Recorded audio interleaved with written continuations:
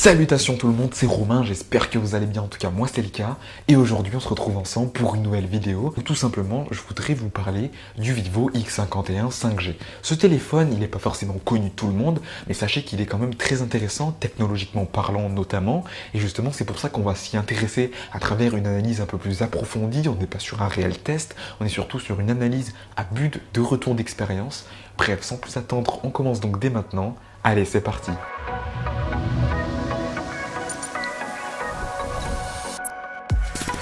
Le Vivo X51 5G, il est ici, il est juste à côté de moi et on va s'y intéresser dès maintenant.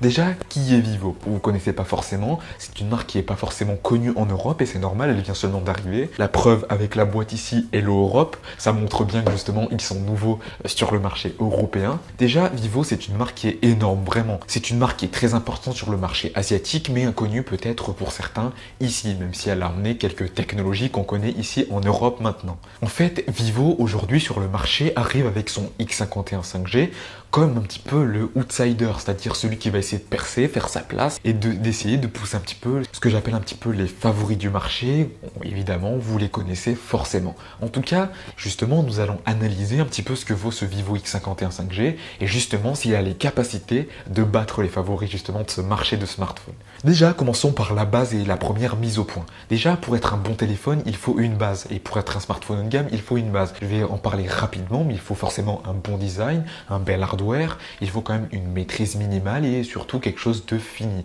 Il faut quelques technologies de différenciation et justement on va évoquer ça avec les opportunités juste après. Et on va pas se mentir, ce téléphone a la plupart de ses fonctionnalités. En plus, il a une belle polyvalence photo. Bref, selon moi, il coche quand même la plupart des cases d'un smartphone haut de gamme. Cependant, est-ce que les détails, les petits points de différenciation font qu'il peut être largement meilleur qu'un favori sur le marché du smartphone? Justement, c'est ce que nous allons voir avec les opportunités. Déjà, première opportunité qu'on peut constater avec ce téléphone-là, ça reste en mon sens au niveau vraiment de tout ce qui va concerner la partie hardware de ce téléphone.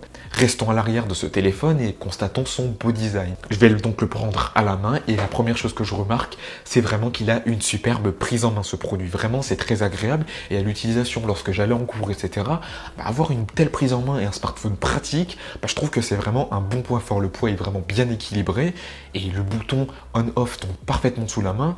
En plus, le bouton est réactif et même la plupart des boutons, les 3 boutons intégrés sur smartphone sont vraiment bien réactifs. C'est en mon sens un gros point fort. De plus, le design est maîtrisé. On a un super barrière avec un dos brillant légèrement nacré. Enfin bref, c'est de grande qualité et même les petites finitions, les petits soins en détail que Vivo y a intégrés dans son hardware, c'est vraiment très agréable à l'œil et très agréable au quotidien selon mon expérience. Lorsqu'on retourne le smartphone, on se retrouve avec un bel écran OLED de très bonne facture. On se retrouve ici avec un taux de rafraîchissement à 90 Hz qui accentue la fluidité.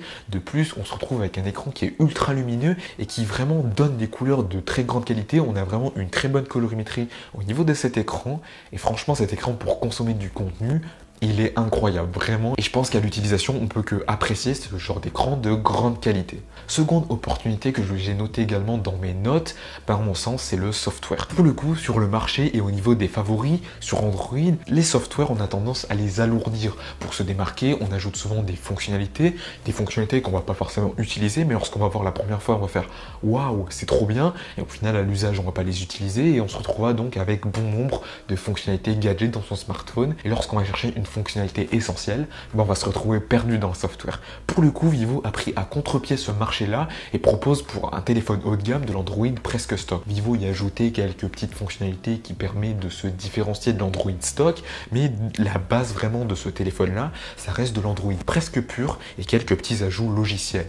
On a déjà des applications de Vivo qui respectent les codes de design de Google et vraiment dans la globalité, je trouve qu'on se retrouve avec quelque chose de très agréable. C'est vraiment très bien joué de la part de Vivo, on se retrouve avec un très bon software et rien que pour ça j'aurais tendance à vous recommander ce téléphone. De plus, une autre opportunité que je trouve assez intéressante qui va en corrélation avec les deux points précédents, c'est que justement sur ce téléphone là on a un pont entre le hardware et le software et c'est un excellent moteur de vibration.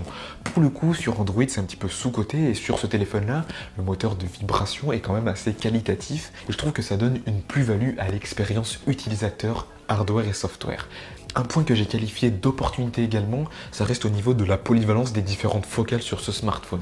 Vous avez un objet de près, vous pouvez faire de la macro. Vous avez un immeuble devant vous, vous êtes trop près pour le prendre en photo, vous avez de l'ultra grand angle. Vous avez le grand angle pour faire des photos du quotidien et vous avez un zoom qui va jusqu'à pas x10, pas x20, mais qui va jusqu'à x60. Donc si vous voulez voir la lune, c'est possible avec ce téléphone, même si bon, au niveau de la qualité, ça va pas être foufou, mais voilà, c'est possible de le faire. Il y a un mode super lune sur ce téléphone. De plus, les photos globalement sont assez qualitatives, même s'il n'y a pas forcément une belle cohérence entre toutes les focales. C'est difficile avec le nombre de focales présents sur ce téléphone-là, mais on va pas se mentir, le mode nuit par exemple est de très bonne facture et sur Twitter, je me suis amusé justement à vous faire un petit comparatif entre le Oppo Reno 4 Pro, le Vivo X51 5G et justement le Pixel 4 qui est quand même la référence photographique.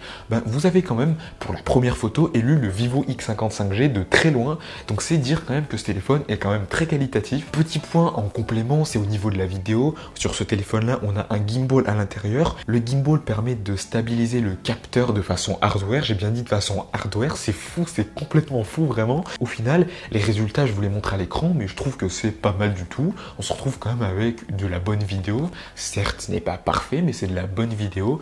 Alors évidemment, ça remplacera pas un gimbal physique, mais dire qu'on a ça dans un smartphone, je trouve ça assez impressionnant quand même. Le dernier point qui est une semi-opportunité, et c'est pour ça que je vais y passer rapidement, c'est son autonomie. Personnellement, j'ai tenu 1 journée et demie avec ce téléphone en moyenne, ce qui est bon à mon sens. Et en complément, on se retrouve avec une charge ultra rapide de 33 watts, ce qui permet de recharger ce téléphone assez rapidement si vous êtes en rate de batterie au bout d'1 jour et demi d'utilisation. Au niveau des menaces avec ce téléphone-là, il y en a quand même quelques-unes et je vais les citer dès maintenant. Et personnellement, c'est plutôt des doutes. C'est des doutes que je sais que certains d'entre vous vous posez. Et si vous avez des réponses d'ailleurs, n'hésitez pas à le dire dans les commentaires. Premier doute que vous êtes très nombreux à vous poser, c'est pour ça que je l'ai relevé dans mes notes, ça reste au niveau du suivi de mise à jour chez Vivo. Pour le coup, on a passé de recul pour savoir si Vivo suit bien ses smartphones.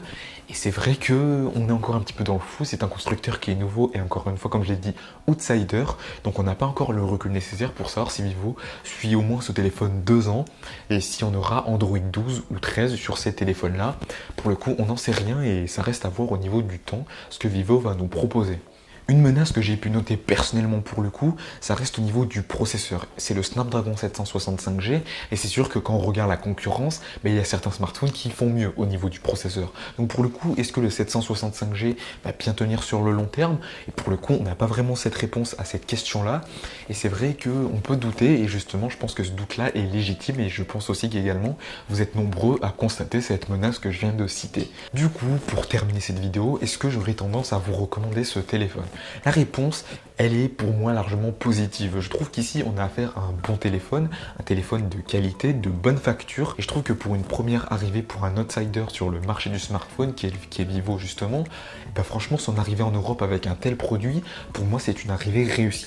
Cependant, est-ce que je vous le recommande? La réponse est oui, elle est positive, bien évidemment. C'est un bon produit, un bon software. Voilà, c'est donc la fin de cette vidéo. Si cette analyse vous a plu, n'hésitez pas à poser votre petit like, n'hésitez pas à vous abonner à la chaîne en activant la petite cloche également. Je laisserai les liens dans la description si vous êtes intéressé par le produit. Et puis sur ce les gens, on se dit à la prochaine. Allez, salut!